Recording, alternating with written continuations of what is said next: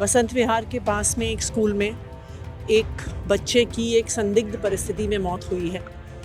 ये बहुत ही गंभीर मामला है कि कैसे स्कूल के प्रेमिसेस के अंदर ऐसा क्या लड़ाई झगड़ा हुआ कि बच्चे की ऑन द स्पॉट डेथ हो गई। हमने एक शिक्षा विभाग की तरफ से इंक्वायरी इंस्टीट्यूट करी है कि अगर स्कूल की तरफ से किसी भी प्रकार की लापरवाही हुई है तो स्कूल पर सख्त से सख्त कार्रवाई करी जाएगी। लेकिन ये भी बहुत चिंता का मुद्दा है कि आज के दिन में दिल्ली शहर में हिंसा का, क्राइम का, लड़ाई झगड़े का ऐसा माहौल हो गया है कि उस माहौल का असर अब हमारे बच्चों पे भी पड़ रहा है।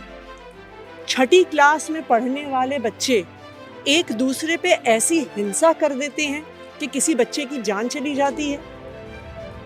मेरी आज सभी दिल्ली वालों से अपील है कि हिंसा की, लड़ाई झगड़े की, क्राइम की हम में से किसी की भी जिंदगी में कोई जगह नहीं है। जब तक दिल्ली वाले एक दूसरे के साथ नहीं आएंगे, हम सबको मिलके अपने अपने परिवार, सभी दिल्ली वालों की सुरक्षा का माद्दा उठाना पड़ेगा। अब हिंसा की और क्राइम की इस शहर में हर इंतहा पार हो गई।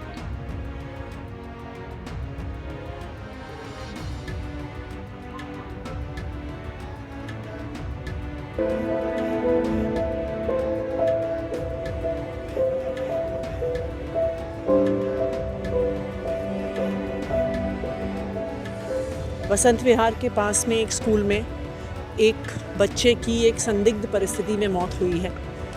ये बहुत ही गंभीर मामला है कि कैसे स्कूल के प्रेमिसेस के अंदर ऐसा क्या लड़ाई झगड़ा हुआ कि बच्चे की ऑन द स्पॉट डेथ हो गई।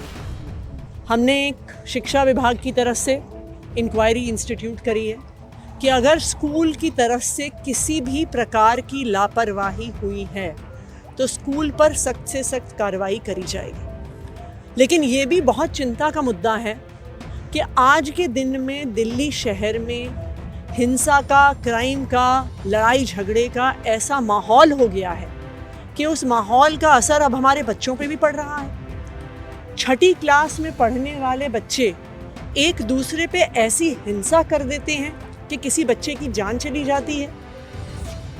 मेरी आज सभी दिल्ली वालों से अपील है कि हिंसा की, लड़ाई झगड़े की, क्राइम की हम में से किसी की भी जिंदगी में कोई जगह नहीं है। जब तक दिल्ली वाले एक दूसरे के साथ नहीं आएंगे, हम सबको मिलके अपने अपने परिवार, सभी दिल्ली वालों की सुरक्षा का माद्दा उठाना पड़ेगा।